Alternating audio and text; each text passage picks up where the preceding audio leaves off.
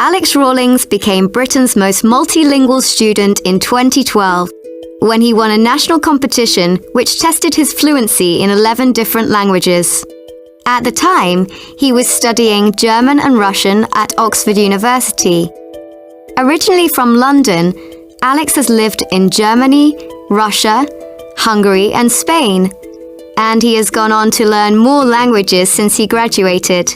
So many languages because I'm hooked, basically, on learning languages. I think every new language to me is like a new world. It's a completely new adventure, and you meet totally different people, you have totally different experiences. I often say when you visit a country, when you speak the language, you really get to know that country, you really get to explore it for yourself.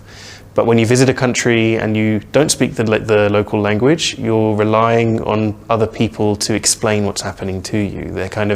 They're showing you their version of the country, but you can't really see it for yourself. All of the languages that I speak are fun. I think that's why I've stuck with them and enjoyed speaking them.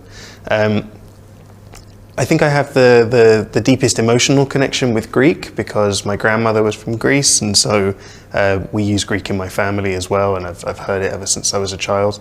But I also really like speaking German.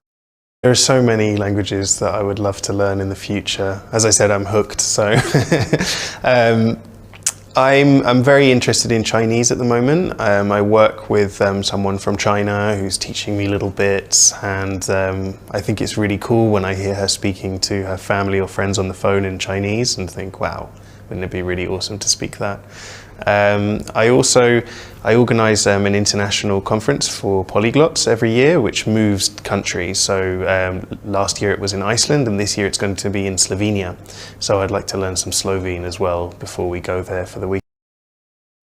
From the UK, but I've never really learned any of our local languages here. So I've never learned Welsh, I've never learned Irish, I've never learned Scottish Gaelic.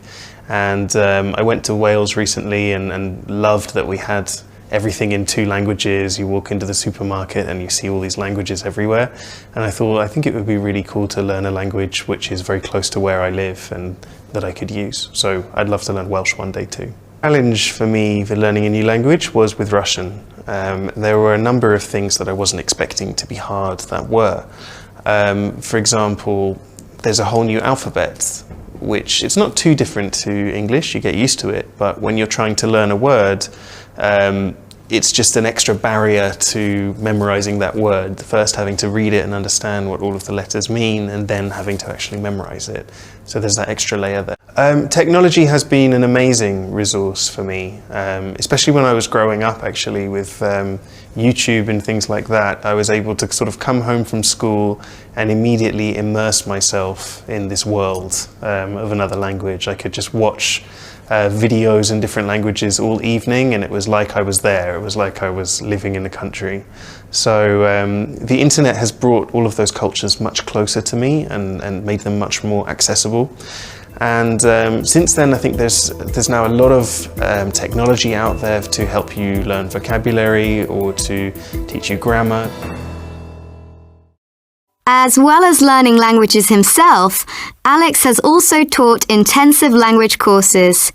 He also appears in the media and regularly attends events organised by institutions such as the European Council and the British Council to promote language learning and multilingualism. He has also written a book, How to Speak Any Language Fluently. So put it this way, I've never met anyone who couldn't learn a language. You know, I mean, if they had the right motivation, the right time allocation, the right resources and the right expectations, I've never met anyone who's had all of those things in place and still failed. But many of us fail to learn languages because one of those things is not there. We don't have enough time, we're not doing it for the right reasons, or we expect it to be a lot easier than it actually is. The easiest language for me to learn was definitely Afrikaans because the grammar is very, very simple. So there are almost no irregular verbs. There's only 3 real tenses you have to worry about. And a lot of the vocabulary in Afrikaans is very similar to vocabulary in English. So for example, There's this sentence which is my pen is in my hand and my hand is in warm water, which in Afrikaans is my pen is in my hand and my hand is in warm water, which is very, very easy for English speakers to learn. So the easiest languages to learn are the languages that are most similar to the one you speak natively, because you don't have to learn so many new concepts, and maybe you can already understand a lot of the vocabulary because it's similar to what you already know. British and American people think that they're not very good at languages. I think we don't have much confidence because when we go abroad to other countries, we expect people to speak English, people expect us to speak English, so we never get a chance to practice the little bits of other languages that we might know. The most important thing for someone who wants to learn a new language to remember is that nothing happens overnight. Learning languages is a lifelong activity, and you never finish. You never get to that finishing line where you think, right, what should I do next? When you learn a new language, you need to accept the fact that there will always be more to learn, no matter how much you learn. And so the best approach is to just start doing it in little steps, just doing, say, 10 to 15 minutes a day, whenever you can find time around your routine, and then building that up over a year or 2 years before you really start to feel very confident using that language.